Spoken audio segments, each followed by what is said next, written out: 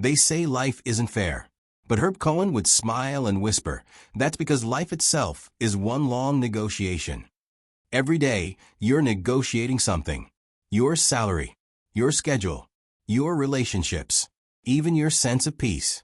You may not call it negotiation, but every moment you interact with another human being, you're trading influence, shifting the balance of power, time, and information.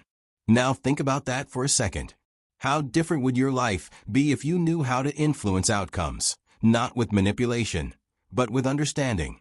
What if you could walk into a boardroom, a car dealership, or even a tough conversation with your partner and know exactly how to steer the outcome toward mutual benefit? That's the promise Herb Cohen made when he wrote You Can Negotiate Anything. And he didn't speak as a theorist. Cohen was the real deal. A man who advised presidents, corporations, and even the FBI during hostage crises. But perhaps his greatest revelation was that negotiation isn't just a skill for professionals. It's a skill for living. Because whether you realize it or not, you've been negotiating your entire life, from convincing your parents to let you stay up past bedtime, to asking for that raise you know you deserve. The only question is, how aware are you of the game you're playing? Cohen begins with a simple, almost unsettling truth. In life, you don't get what you deserve. You get what you negotiate. That line alone has changed lives. Because it cuts through the illusion that fairness is automatic, that merit alone determines outcomes. In reality, power is often an illusion, and the person who understands human behavior, timing, and perspective can shape reality in their favor. But before we dive into tactics, Cohen insists on understanding the three pillars of negotiation: power, time, and information. He calls them the big three. And they're everywhere. Let's start with power. Most people think power is fixed, that it belongs to the boss, the politician, the corporation. But Cohen dismantles that myth completely. Power, he says, is perception. It exists in the mind of the other person. If they believe you have power, you do. And if they don't, you don't. Think about that. A salesperson might walk into a meeting with a client who seems intimidating. Expensive suit, large company, big title. The salesperson feels small. But in reality, the client may be under enormous pressure to close the deal. They might have a deadline, a quota, or even a fear of losing the opportunity. Power shifts instantly once you understand what the other side truly needs. Cohen's insight here is profound. The most powerful person in any negotiation is the one who seems to care the least about the outcome. That doesn't mean indifference. It means detachment. The ability to stay calm and objective while others grow emotional gives you clarity. And clarity is power. Picture a job interview. Most people walk in desperate to impress. They answer too quickly, agree too easily, and hide their real concerns. But the candidate who knows their worth, who asks thoughtful questions, takes pauses, and communicates confidence, often ends up in control. They don't chase approval, they command respect. That's the difference between negotiating from fear and negotiating from strength. The second pillar is time. Cohen often said, time is the great equalizer. Whoever controls time controls the deal. If you've ever been in a car dealership, you've seen this principle in action. The salesperson disappears for long stretches, making you wait, checking with their manager, creating tension. You feel time slipping and your brain starts whispering, let's just get this over with. That's when bad deals happen. Cohen advises, never let someone else's urgency become your problem. In business, time pressure is a weapon. But patience is armor. The person who can outweight the other, who can sit calmly through silence and delay, often wins by default. He once told a story about a major corporate negotiation where executives were growing anxious as talks dragged on. The opposing team played the clock perfectly, knowing their impatience would lead to concessions. Cohen reminded them, you can't be strong if you can't wait. The lesson applies everywhere. In relationships, in careers, even in parenting. The person who can hold emotional space, who doesn't rush to fill silence or force outcomes, usually emerges with the upper hand. And then there's the third pillar, information. Cohen calls it the most underestimated source of power in the world. Why? Because most people negotiate blind. They walk in assuming, hoping, guessing. But every bit of data about the other person's needs, pressures, limits, and priorities can completely shift the landscape. Imagine you're buying a used car.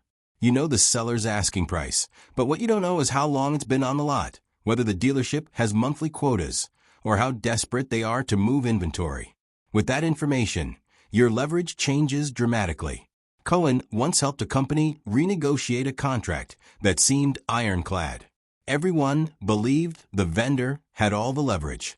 But by quietly gathering information, learning the vendor's financial strain and their dependence on the client's revenue, they turned the table entirely.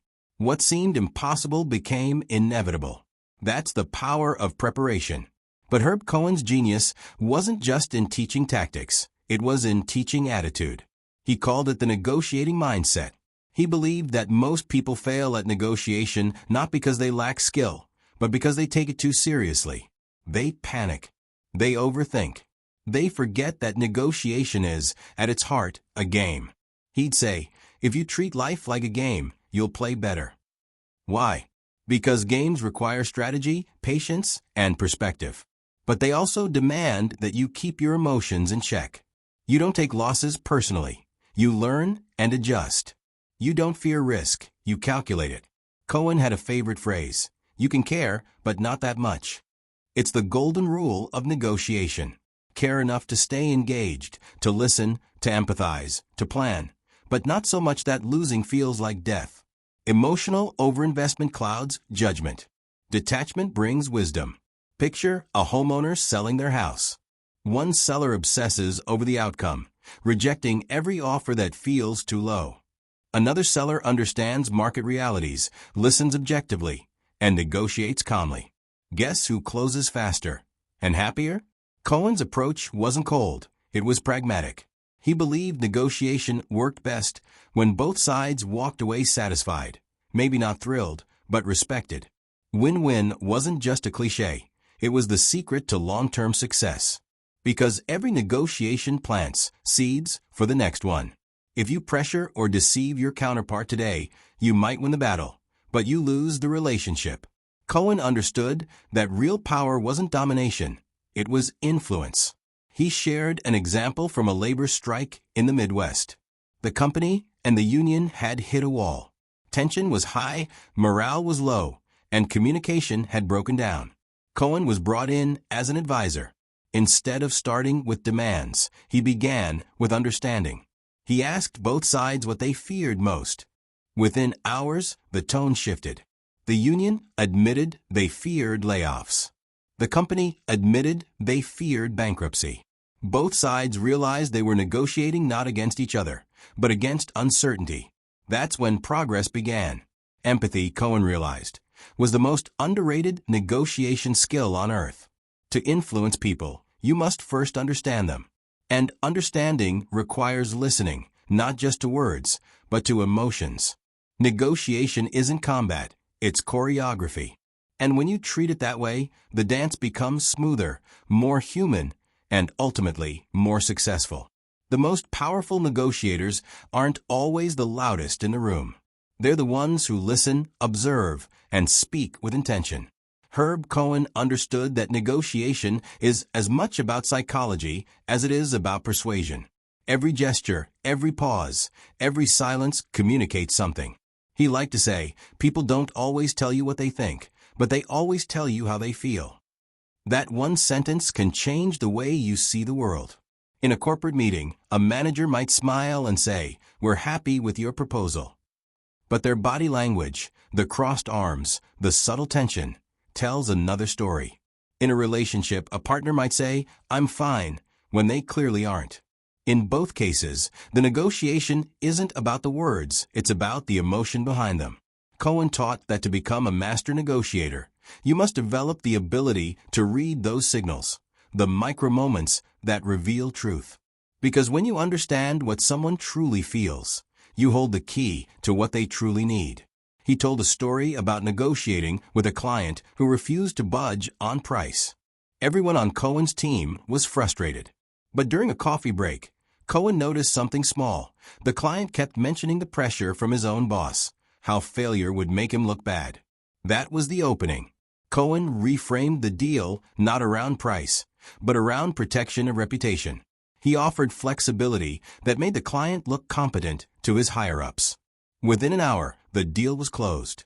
That's the essence of negotiation, not confrontation, but discovery. If you pay close attention, you'll notice this principle everywhere in American life.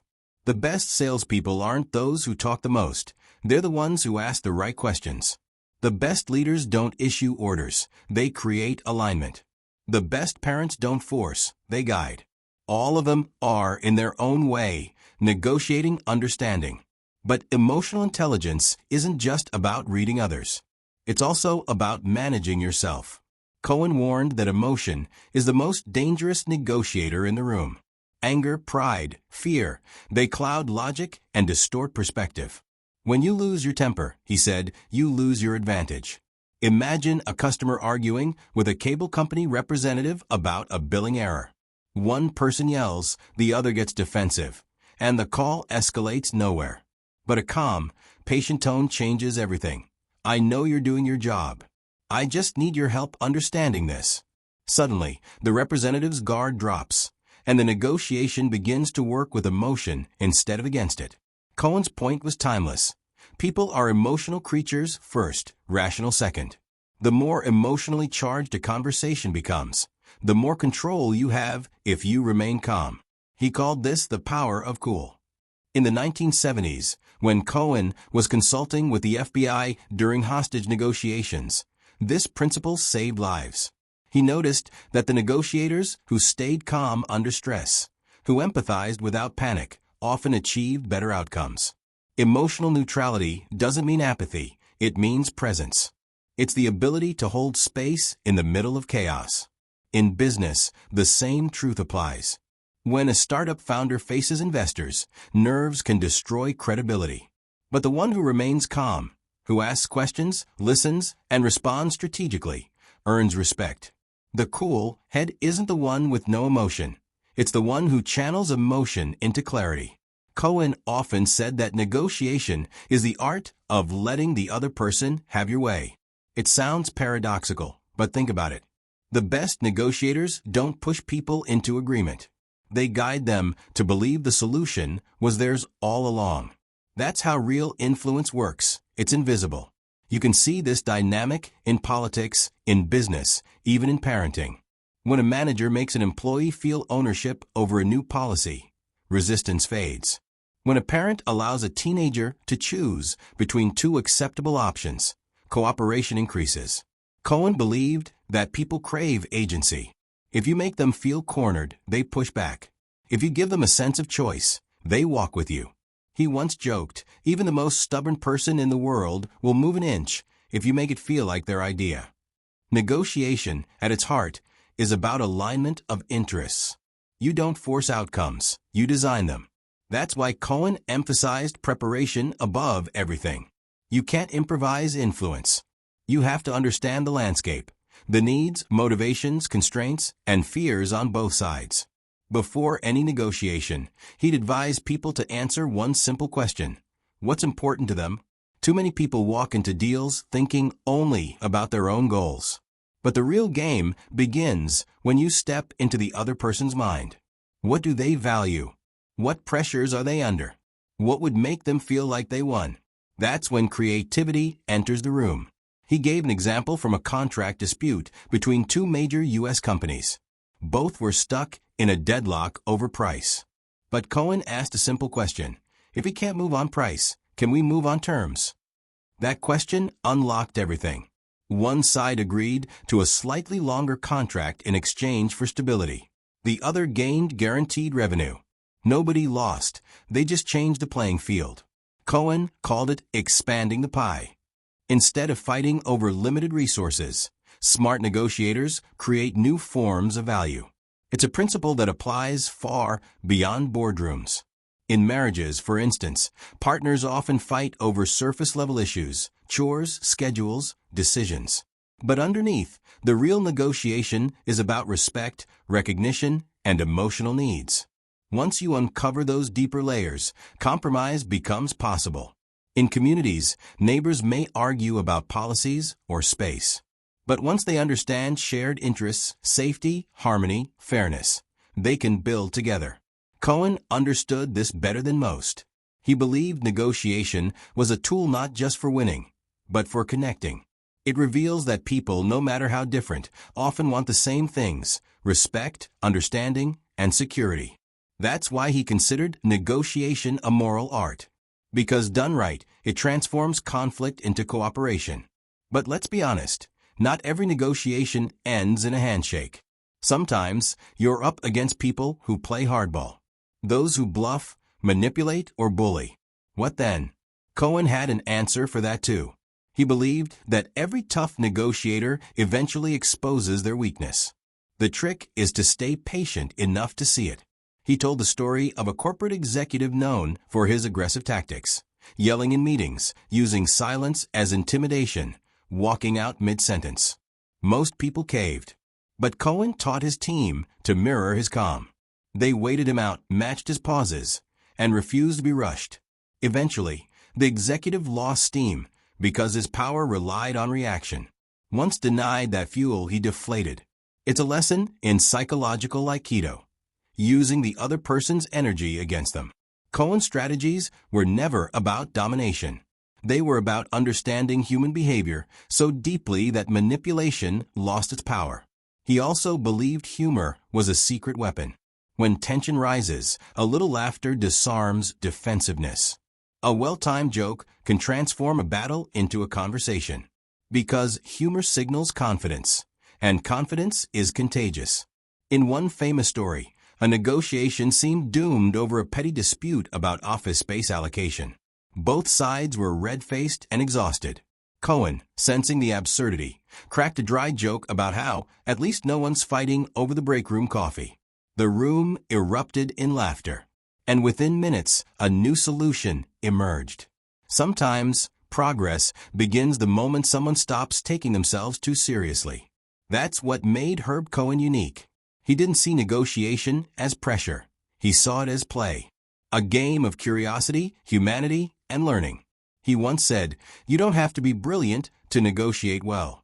You just have to be interested." Interested in people, in patterns, in emotions. That mindset changes everything. Because the moment you shift from fear to curiosity, negotiation stops being stressful. It becomes creative. And here's the real magic. Once you start applying these ideas, you begin to see them everywhere. A teacher managing a classroom isn't just setting rules. She's negotiating respect. A CEO announcing layoffs isn't just communicating. He's negotiating trust. A parent convincing a child to study isn't just teaching. They're negotiating priorities. Life itself becomes a continuous exchange of influence. The more skilled you become at this, the more peaceful your world becomes. Because you stop seeing people as obstacles and start seeing them as collaborators. Herb Cohen's wisdom stands as one of the most practical philosophies of modern times. His message wasn't about manipulation or control. It was about understanding human nature and using it to build better outcomes for everyone involved. He believed that in every conflict, there's a hidden harmony waiting to be discovered. And the people who find it, those who master calmness, patience, and perspective, become not just better negotiators, but better humans. So the next time you face tension, in business, love, or life, remember Cohen's words: you can negotiate anything. Because negotiation isn't just about deals. It's about influence. It's about empathy. It's about turning confrontation into cooperation. Every conversation is a choice, to compete or to connect. And maybe the most powerful negotiator of all is the one who learns how to win without making anyone else lose. If this message resonated with you, subscribe and join us for more wisdom that fuels growth.